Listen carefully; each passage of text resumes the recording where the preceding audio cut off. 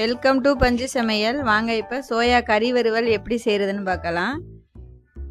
நான் 150 gram soya எடுத்து வச்சுருக்கேங்க. அதை நல்லா தண்ணியை கொதிக்க வச்சு அதில் சேர்த்து லைட்டாக மஞ்சத்தூள் சேர்த்து நல்லா கொதிக்க விடுங்க. கொதிக்க வச்சு ஆஃப் பண்ணி வச்சுருங்க. ஒரு 2 தக்காளி பழம் மிக்ஸி சாரில் அரைச்சி நல்லா பேஸ்ட்டாக எடுத்து வச்சுக்கோங்க. அடுப்பில் கடாய் வச்சுக்கோங்க. இஞ்சி பூண்டு பேஸ்ட்டு 1 ஸ்பூன் போட்டு நல்லா வதக்கி விடுங்க. நான் ஒரு 2 பெரிய வெங்காயம் நைஸாக பொடுசாக கட் பண்ணி வச்சுருக்கேங்க. இஞ்சி பூண்டு பேஸ்ட் நல்லா வதங்கினோடனே ஒரு கொத்து கருவேப்பிலை உருவி சேர்த்துக்கோங்க. இப்போ வெங்காயத்தை சேர்த்து நல்லா வதக்கி விடுங்க. சோயாவை நான் புளிஞ்சு இந்த மாதிரி வச்சுருக்கேங்க. சுடுதண்ணியில் போட்டு எடுத்து நல்லா கழுவி சுத்தம் பண்ணி புளிஞ்சு எடுத்து வச்சுருக்கேங்க. இப்போ நம்ம தக்காளி அரைச்சதை அதில் சேர்த்துக்கோங்க. சேர்த்து நல்லா கிளறி விடுங்க.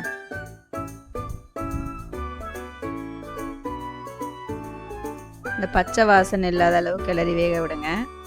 இப்போ நம்ம சோயாவை சேர்த்துக்கலாமுங்க. அதில் நம்ம பெரிய சோயா தான் எடுத்துருக்கோம். இதை நறுக்கி சேர்த்துக்கிறனாலும் சேர்த்துங்க, இல்லை முழுசாக சேர்த்துக்கிறனாலும் சேர்த்துங்க. நான் அப்படியே தாங்க சேர்த்துருக்கேன்.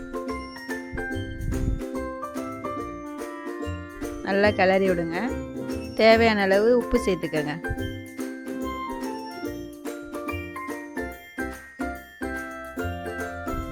உப்பு சேர்த்து நல்லா கிளறி விடுங்க. இது நான் லஞ்ச் பாக்ஸுக்கு தாங்க செஞ்சுருக்கேன், ஸ்கூலுக்கு.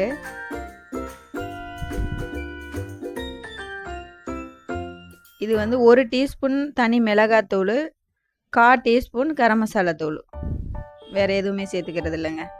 இதை மட்டும் நல்லா சேர்த்து நல்லா கிளறி விடுங்க. கொஞ்சம் லைட்டாக அந்த தக்காளி அரைச்சோம்ல, அந்த மிக்ஸி சாரில் தண்ணி விட்டு ஒரு 1/2 டம்ளர் 1/4 டம்ளர் அந்த அளவுக்கு சேர்த்துக்கோங்க. தண்ணியெலாம் ரொம்ப வேணாம். நம்ம சோயாவே சுடுதண்ணியில் போட்டு எடுத்துட்டோம்ல, அந்த இதிலே வெந்துடும் சோயா. லைட்டாக தண்ணி சேர்த்து நல்லா அந்த தண்ணி நல்லா வத்துற அளவுக்கு நல்லா வதக்கி விடுங்க.